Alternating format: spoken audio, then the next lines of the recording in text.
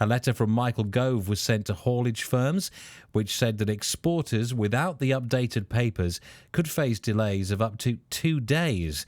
It's expected that the EU will impose full goods controls on the UK following a no-deal Brexit, which would stop all freight without the correct documentation. Well, Mr Gove's letter has received an angry reaction from hauliers who see the move as shifting the blame to them.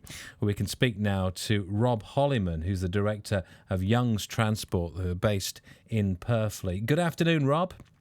Good afternoon to you. First of all, what's your initial reaction to this letter? Apart from anger, I'm completely perplexed. I don't understand the beginning, middle or end of it. It makes no sense whatsoever. It just seems to me as though Michael Gove is trying to deflect any attention from the government, from the negotiations, onto hauliers, and almost trying to blame us as an industry for the potential or estimated queues that are going to occur in Kent. So you feel the blame's being shifted to hauliers when in fact you can only wait for advice?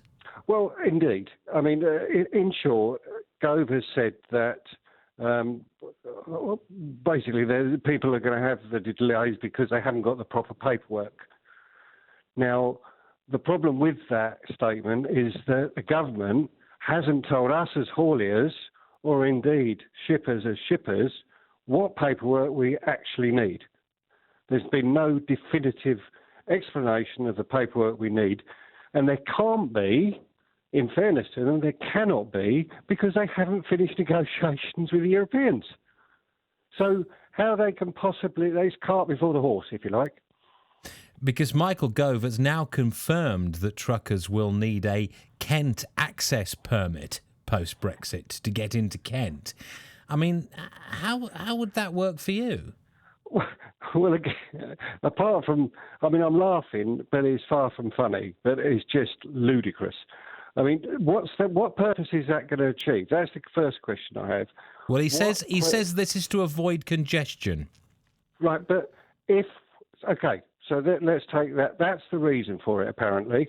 So now every haulier that's going on the ferry has got one of these permits.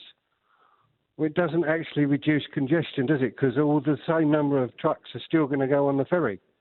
They're either going to go on the ferry or they're not. If they are, they'll get a Kent permit. What happens to the likes of us, based at Purfleet, which is just Essex side of Kent, when we've got a delivery or a truck to go to Croydon in Surrey? Are they now suggesting that we won't get a permit and we might have to go all the way around the M25 northbound, anti-clock to get to Croydon when we're like 30 miles from it in Purfleet? It's just, I don't know what they're going to come up with next. Hot air balloon perhaps for freight. I don't know. I am exasperated by the things I'm hearing, reading and seeing on the TV. It's just, the whole thing is a shambles.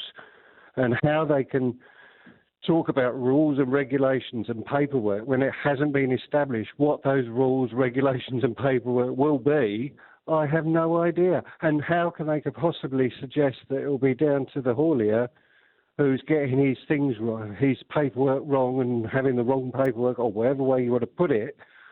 What people don't seem to get a grip of, and Gove certainly hasn't, is that a truck and trailer these days, you're talking about £120,000 or thereabouts.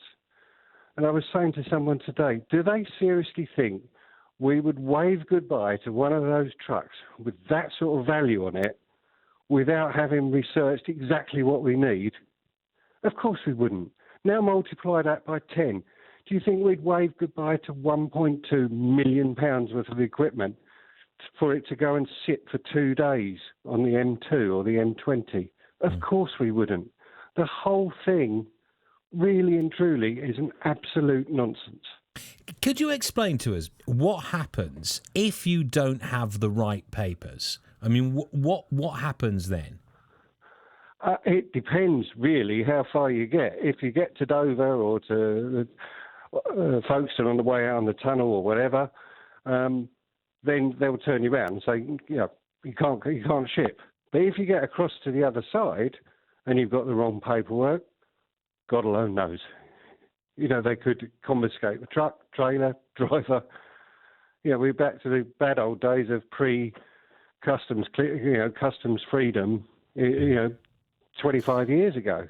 It could go horribly, horribly wrong. And do you think, this situation itself, how will this affect the wider public? Because it does have a knock-on effect, doesn't it, all this? Without a shadow of a doubt, aside from the very glaringly obvious traffic congestion that you mentioned earlier on, with getting through Kent, it will interrupt the supply chain. For example, we have a truck that goes out to Belgium 3 or 4 times a week, goes out empty, brings a load back into the UK. Our costings are based on him doing that vehicle doing 3 or 4 trips a week. And so our sales price to our customer, if you will, is equally based on 3 or 4 trips per week. If we now, because of delays, only get 1 or 2 trips per week, the costs for those trips will have to double in order to recoup the revenue that we need. That will then ultimately be passed on to our customer, who will pass it on to the end user, which is you or me in the supermarket. So, yeah, there's very, very real repercussions from delays. And people need to get a grip of that. And not just people, in fact, more than just people, the government need to get a grip of that and understand, on top of all the nightmares that we've got with COVID, the expense that the country's going to at the moment, to then add yet further financial burden to the country, surely to goodness there's got to be an alternative to that. Rob, thank you very much indeed for your time this afternoon. That's Rob Hollyman, who is the Director of Young's Transport.